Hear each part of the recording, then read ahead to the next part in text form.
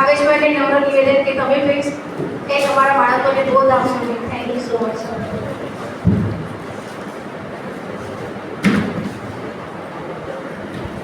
જય શ્રી કૃષ્ણ.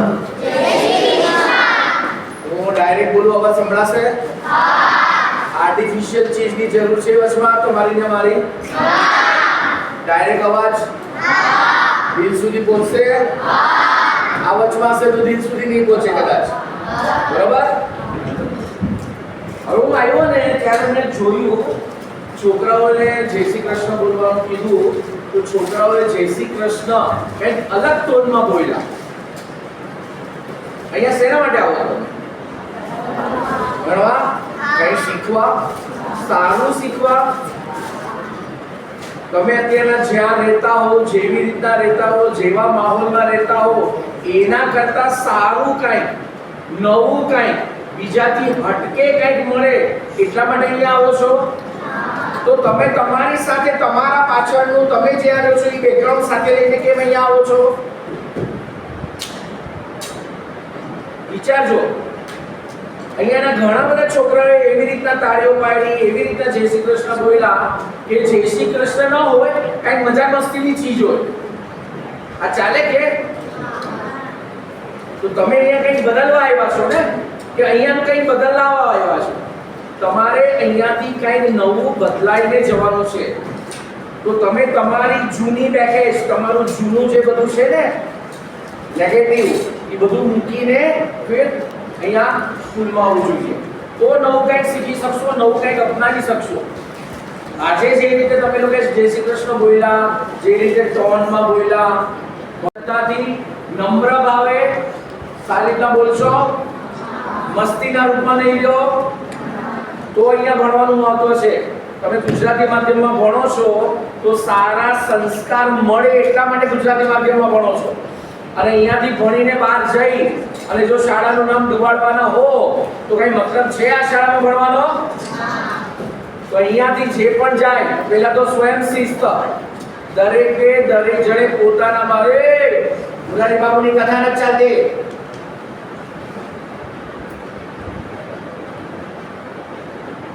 દરેકે દરેકમાં સ્વયં શિસ્ત આવવી જોઈએ. આવશે? તમને કોઈ કઈ કેમ જાય, કોઈ ખીજાય કેમ તમને? તમે મોકો આપો છો ને એટલે ખીજાય છે કોઈ. તમે મોકો જ નહીં આપો ને. તમે અહીંયા જેના માટે આવ્યા છો એ કામ કરો તમારું, સારી રીતે ધ્યાન દો, કોઈ ખીજાશે જ નહીં તમને. સારું ભણશો તો ઘરે મા બાપ પણ નહીં ખીજાય, અહીંયા ટીચરો નહીં ખીજાય. પણ હકીકતથી શું તમે કરો છો? એ નથી કરતા એટલે વડ ખાવી પડે છે. તમને મમ્મીએ શાકભાજી લેવા મોકલ્યા હોય, શાકભાજી લઈને આવો છો ને? ન લઈને આવો તો માર પડે કે ના પડે? પિક્ચર જોવા જાવ તો પૂરી પિક્ચર જોવો છો કે અધૂરું પિક્ચર છોડીને વયા જાવ છો? પૂરી પિક્ચર જોવો છો ને? અહીંયા શેના માટે આવો છો? હકીકતથી પૂરું ભણો છો કે મસ્તી તોફાનનો સમય કાઢો છો? વિચારો તમે. જો તમે બાકીના બધા કામ પૂરા કરી શકતા હો તો અહીંયા જેના માટે આવો છો એ કામ તમે પૂરા ન કરો તો અહીંયા આવવાનો કઈ મતલબ ખરો? તો આજથી જે પિક્ચર પૂરું જુઓ છો ને એમ અહીંયા શાળામાં જેના માટે આવ્યા છો ને એ કામ પૂરેપૂરું 100% કરીને જશો. કઈ રીતે થશે? બે રીતે. એક તો આંખેથી પ્રોપર ઓબ્ઝર્વેશન, નિરીક્ષણ કરવાનું, બોર્ડ પર શું લખાણું છે, કેવી રીતના લખાણું છે, અને કાનેથી પૂરેપૂરું સાંભળવાનું. આંખ અને કાન બંને તમારા સાથે પેરેલલ ચાલવા જોઈએ. જે બોર્ડ પર લખાય છે અને જે કાનેથી સંભળાય છે એ બંને સિંક્રોનાઇઝ થઈને દિમાગમાં જવું જોઈએ. તો તમારે ઘરે જઈને ઓછી મહેનત કરવી પડે. અહીંયા જ તમે શીખી લો તો ઘરે જઈને ફરીથી મહેનત કરવી પડે. ઘરે રમવાનો સમય મળે, નવું કરવાનો સમય મળે કે નહીં? તો અહીંયાથી શીખી લો તો ઘરે ઓછી મહેનત કરવી પડે ને. તો નવું શીખવા માટેનો સમય બચે ને. તમારા ટોપર્સ જે હશે ને, જેને સારા માર્ક આવતા હશે ને, એ લોકો જોજો બીજી બધી એક્ટિવિટીમાં પણ આગળ હશે. કેમ? કારણ કે એ લોકો અહીંયા સ્કૂલમાં ધ્યાન દેતા હોય, સ્કૂલમાંથી જ 90% શીખીને જતા હોય, એટલે ઘરે ઓછી મહેનત કરવી પડે. અને ઘરે એની પાસે સમય બચે એમાં એનામાં જે આવડત છે એ આવડત પર કામ કરી શકે. તમે અત્યારના બધા જે ભણવાઓ છો, તમારે અત્યારના જે રીતે જીવો છો એના કરતાં વધારે સારી રીતે જીવવું છે. તો એના માટે કંઈક બનવું પડશે, બનવા માટે મહેનત કરવી પડશે. કોણ કરશે એ મહેનત? તમે જ કરશો ને કે હું કરીશ તમારે બદલે? મેં તો મારા સમયમાં કરી લીધી. એને કીધું ને, પહેલા ધોરણથી કરીને 10મા ધોરણ સુધી કોલેજના 4 વર્ષ, ડિગ્રીના 3 વર્ષ, દર વખતે ટોપર રહ્યો, દર વખતે પહેલો આવતો હતો. અને એટલે જ આજે અહીંયા ઊભો છું. 10 વર્ષ પછી તમારે અહીંયા ઊભા રહેવું છે તો અત્યારના મહેનત કરી લ્યો. અત્યારના મહેનત કરશો તો તમે આ જગ્યા પર ઊભા રહી શકશો. હવે હું તમને મરચું આપું ને પેંડો આપો, તમે શું પહેલા ખાશો? પેંડો ખાઈ લેશો. તમારે બંને ખાવાનું છે. તો પહેલા પેંડો ખાઈ લેશો ને પછી મરચું ખાશો તો છેલ્લે મોઢામાં કયો સ્વાદ રહેશે? મરચાનો ને. તો પહેલા શું ખાવું જોઈએ? બરાબર? કારણ કે મરચું ખાધું ને તીખું લાગ્યું તો પછી પેંડો ખાઈને મીઠું કરી શકાય મોઢું. પણ પહેલા પેંડો ખાઈ લીધો, પહેલા જલસા કરી લીધા, મજાક કરી લીધી, આરામ કરી લીધો, તો પછી કરી લ્યો. અત્યારના મરચા ખાઈ લ્યો, અત્યારના તકલીફ ભોગવી લ્યો, પછી જિંદગી આખી તમને પેંડા જેવી મીઠાશ મળશે. ઘેટા બકરાની જેમ જીવવું છે કે સિંહની જેમ જીવવું છે? તો સિંહે પોતાની અવાજ હોય, પોતાનો ત્રાણ હોય, પોતાનો ઇલાકો હોય. એમને નથી હોતું. તો તમારે તમારી જાતને બીજા કરતા અલગ રીતે બનાવવી પડશે.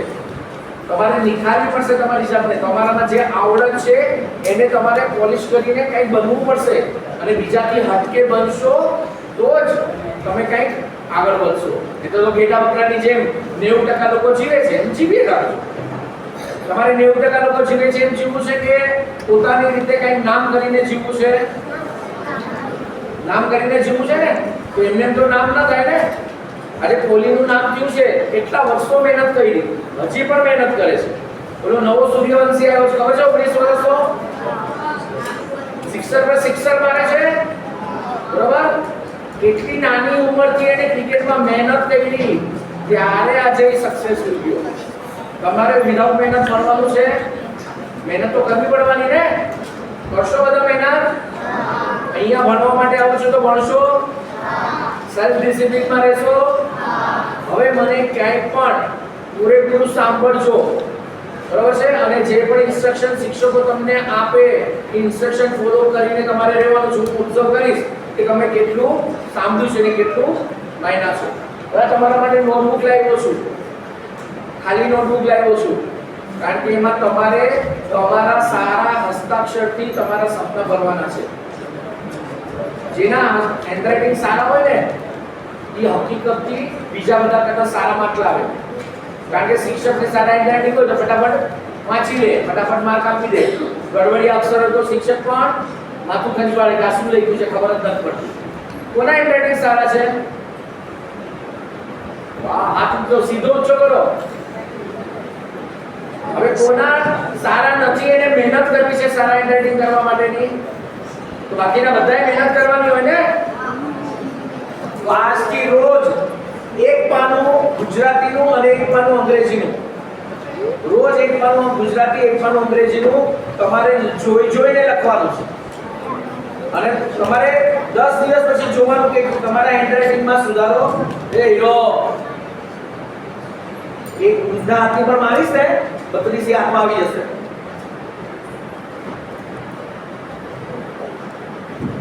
મા બાપ અહીંયા ભણવા મોકલે છે, ગપ્પા મારવા માટે નહીં. બહાર જઈને સ્કૂલનું નામ આવું બગાડશો તમે, કોલેજમાં જશો ત્યારે નામ બગાડશો સ્કૂલનું. માતૃભાષામાં ભણો છો તો ડિસિપ્લિન તો હોવી જ જોઈએ. બીજા કરતા અલગ દેખાવા છો તમે.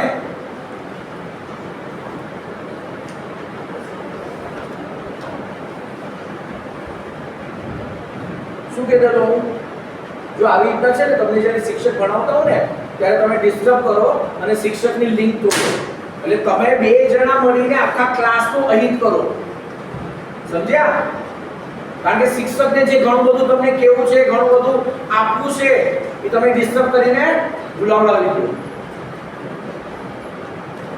તમારે હકીકતથી ભણવું હોય ને તો તમારા મિત્રની બાજુમાં ને બેસવાનું. તમે જેની હારે ન પટતું હોય ને, જેની હારે ન બોલતા હોય ને એની બાજુમાં બેસવાનું. કારણ કે ન બોલતા હોય તો તમને હેરાન જ ન કરે ને. તમે પૂરેપૂરું કોન્સન્ટ્રેશનથી ભણી શકો. તમે દોસ્તારની બાજુમાં બેસો તો કપ્પા મારો. જેને સાચે ભણવું છે ને એને દોસ્તારની બાજુમાં બેસવાનું. સ્કૂલમાંથી છૂટીને પછી દોસ્તાર સાથે જવાનું ચાલશે. સ્કૂલમાં દોસ્તારની બાજુમાં નહીં બેસવાનું, કારણ કે ભણવા પર ઇફેક્ટ કરે, તમારું માઇન્ડ ડાયવર્ટ કરે. તો અમારું માઇન્ડ ડાયવર્ટ બે જણા કરે ને, એ શિક્ષકનું માઇન્ડ ડાયવર્ટ કરે અને બાકીના 40 છોકરાઓનું બગાડે.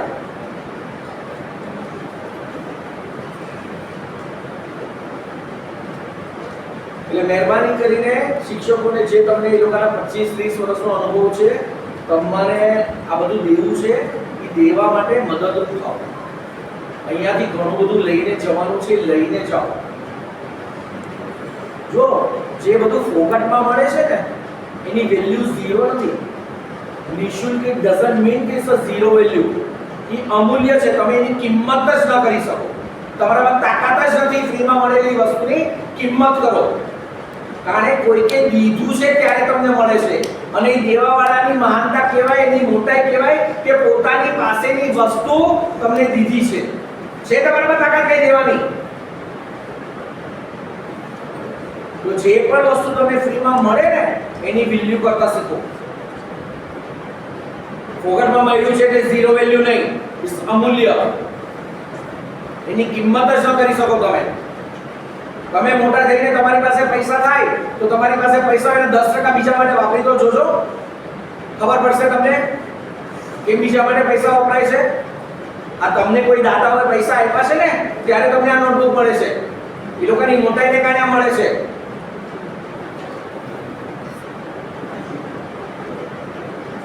કોઈની સારાઈનો આપણે ખોટો લાભ ન લેવાય. અને આ તમને જે મળે છે એમાંથી સારું શીખીને આગળ વધો. એક સમય તમે પણ એવા મોટા બનો કે તમે બીજાને મદદ કરી શકો. બરોબર છે? મને સ્કૂલમાં કોઈની પણ દાંડી ન જોઈએ, રેગ્યુલર સ્કૂલમાં આવવા જોઈએ. આજે 2 નો ઘડિયો ચાલ્યો હોય, તમે વચમાં 2 દિવસ દાંડી મારો ને 3 નો ઘડિયો ચાલી જાય. તમે આવો ત્યારે 4 નો ઘડિયો ચાલતો હોય તો 3 નો ઘડિયો આવડે તમને? ન આવડે ને? કોનું નુકસાન કર્યું તમે દાંડી મારીને? તાવ આવતો હોય તો પણ આવવાનું. મેં મારી સ્કૂલમાં, કોલેજમાં ક્યારેય બીમારીને કારણે રજા નથી પાડી. ત્યારે પહેલો નંબર આવતો. 2 ટાઈપના રિએક્શન્સ હોય. જો બધાને પ્રોબ્લેમ તો આવવાના, ઘરના પ્રોબ્લેમ હોય, બીમારીના પ્રોબ્લેમ હોય, વરસાદના પ્રોબ્લેમ હોય, આવવા જવાના પ્રોબ્લેમ હોય. પણ હવે એ પ્રોબ્લેમને તમે કેવી રીતના રિએક્ટ કરો છો, ધેટ ઇઝ મોર ઇમ્પોર્ટન્ટ. તમે તમારા પ્રોબ્લેમને પોઝિટિવલી લઈને પોઝિટિવલી રિએક્ટ કરશો તો એના રિઝલ્ટ કેવા આવશે? પોઝિટિવ આવશે.